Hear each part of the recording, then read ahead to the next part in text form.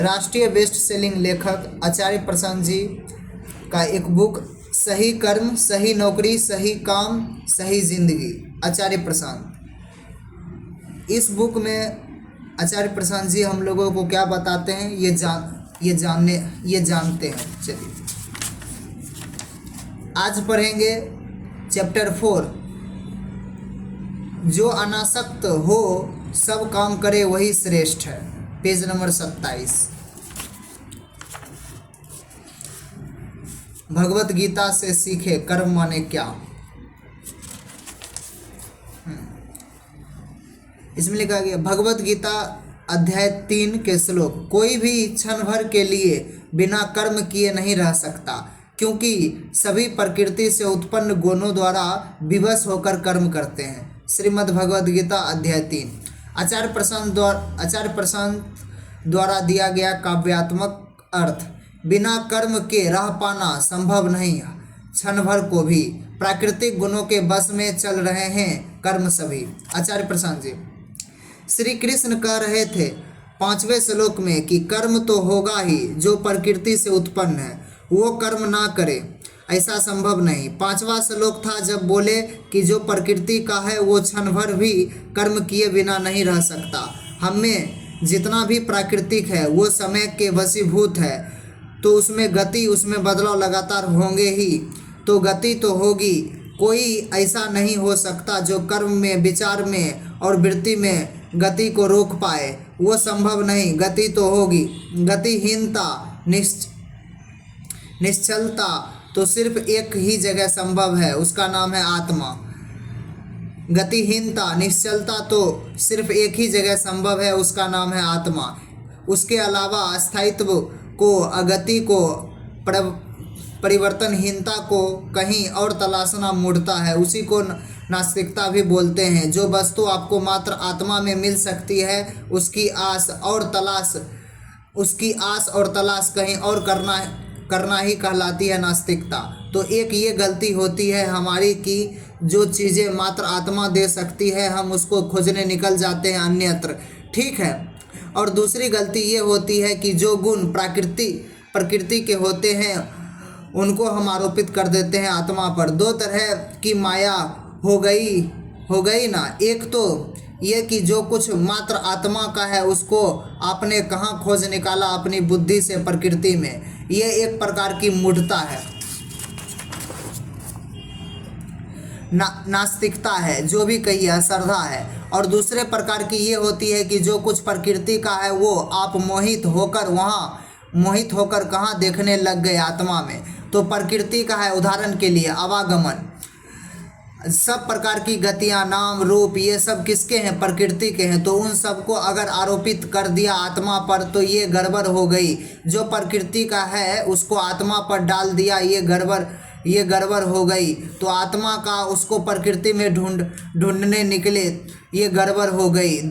ये दो प्रकार की गड़बड़ियाँ होती है, ठीक है। तो कृष्ण अभी हमारी पिछली मुलाकात तक कह रहे थे कि देखो बेटा, तुम्हें अस्थायित्व, अचलता तो मिलनी है मात्र आत्मा में, और तुम जीव हो प्रकृति के, और वहाँ तो जो कुछ है वो प्रतिफल गतिशील है। क्षण का मतलब ही गति है, जीव का मतलब ही गति है। जिस सीमा तक आप जीव हैं आप गतिशील हैं। आप दो हैं ना, प्रकृति हैं आप और आत्मिक हैं आप। जिस सीमा तक आप प्राकृतिक है, लगातार गति चल रही है, मात्र आत्मा है जहाँ गति नहीं होती। गति की बात इतनी आवश्यक क्यों है? क्योंकि गति में ही सुख है, गति में ही दुख है, और गति में ही मुक्ति है। तो इसीलिए गति की बात इतनी आवश्यक है। गति माने कर्म वही कर्म अभी अर्जुन के जीवन का श्री भगवत गीता का भी केंद्रीय मुद्दा है। कर्म करूं कि ना करूं, लड़ जाऊं कि ना लड़ जाऊं।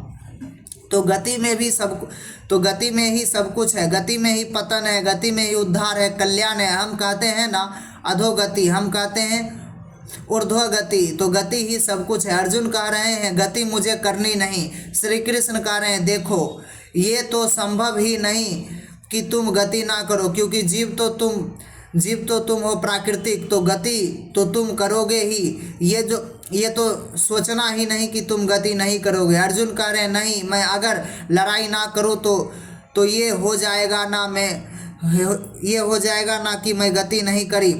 अगर मैं युद्ध ना करूं तो ये हो जाएगा कि मैंने गति नहीं करी। कृष्ण कह रहे हैं नहीं हो पाएगा। गति तुम तब भी कर लोगे। कैसे कर लोगे? उसके लिए हमारे सामने आएंगे आज छठे और सातवें श्लोक ये बताने के लिए कि गति कहीं और हो जाएगी। अर्जुन बाहर रोकोगे तो भी भीतर हो जाएगी गति। अगर तुम जैसा रोकना चाह रहे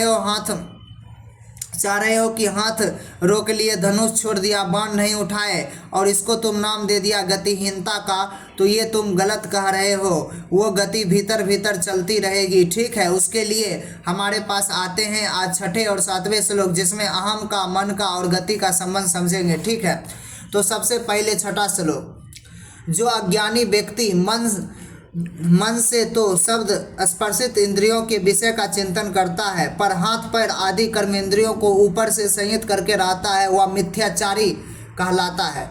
बस कर्म का संयम धरे और मन से भोग करे, त्यागी नहीं, वह कपटी है जो विषयों को सोचा करे।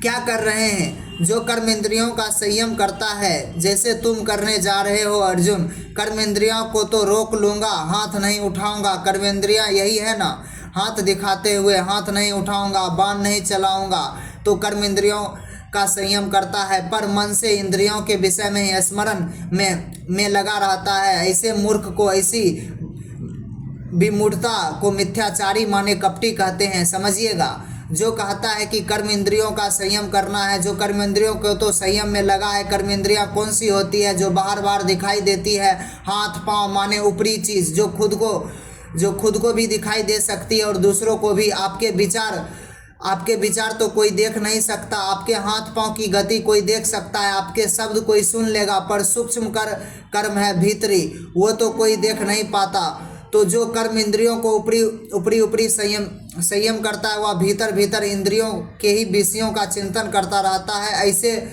मूड को मिथ्याचारी कपटी कहते हैं। अर्जुन को बता रहे हैं, तुम ये जो करने जा रहे हो ना बेटा, ये मिथ्याचार है, क्योंकि ऊपर से तुम लड़ाई करोगे नहीं और भीतर मन तुम्हारा ठीक उन्हीं विषयों के चिंतन में लगा हुआ है जिन विषयों से संबंधित कर्म करने से तुम इनकार कर रहे हो।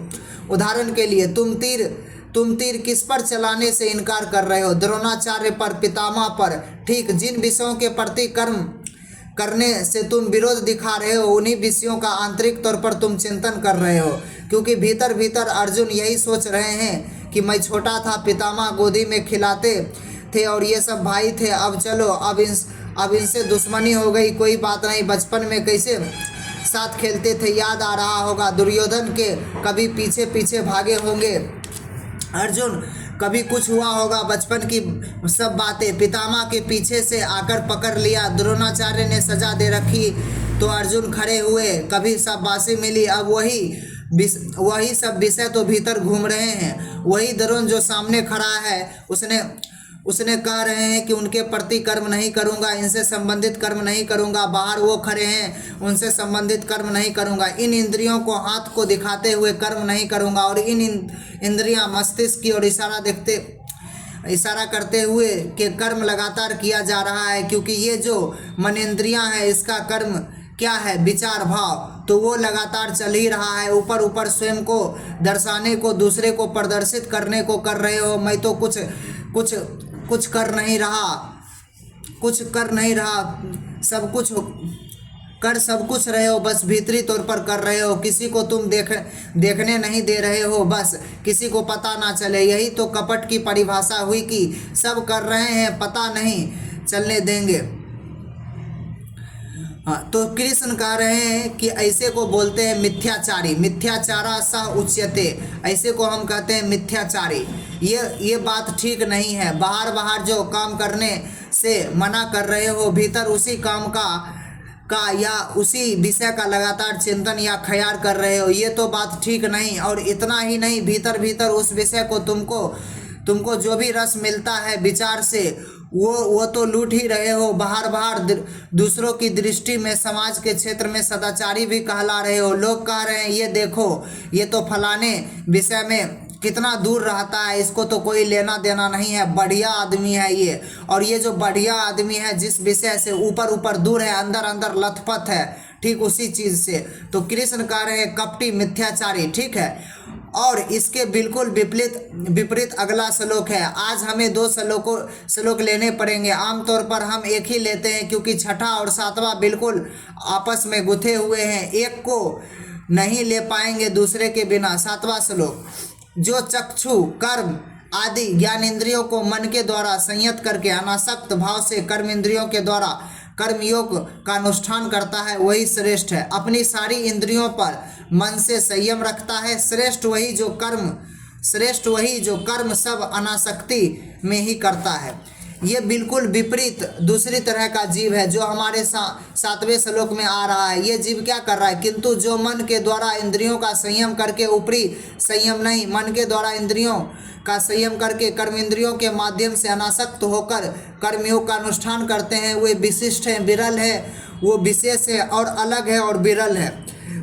लेकिन जो ये नहीं करते, जो बाहर का विषय था उसको भीतर खींच लाए और बाहर को कर दी आंखें बंद, या बाहर को डाल दिए हाथ नीचे और भीतर भीतर लेने लगे भोग रस, वो ऐसा नहीं करते। वो कहते हैं कि कुछ बात समझ में आई, वो जो विषय है मुझे उसकी ओर जाने की फुर्सत ही नहीं, क्योंकि भीतर जो बैठा है उसके पास कोई दूसरा कहीं अधिक महत्वपूर्ण विषय है। मुझे बात समझ में आई, मैं अवकाश कहाँ से लाऊं, मैं ऊर्जा और समय कहाँ से लाऊं उसकी ओर जाने के लिए, उसकी ओर यानी बाहर की विषय की। और अगर कभी मैं जाता दिखूं तो कारण बस यही होगा कि उसकी ओर जाने से कुछ लाभ होगा, इसकी ओर भीतर की ओर जाने में, इसकी ओर जाने में माने किसकी ओर, जिससे प्रेम है हमें, जिससे नाता है हमारा पहला।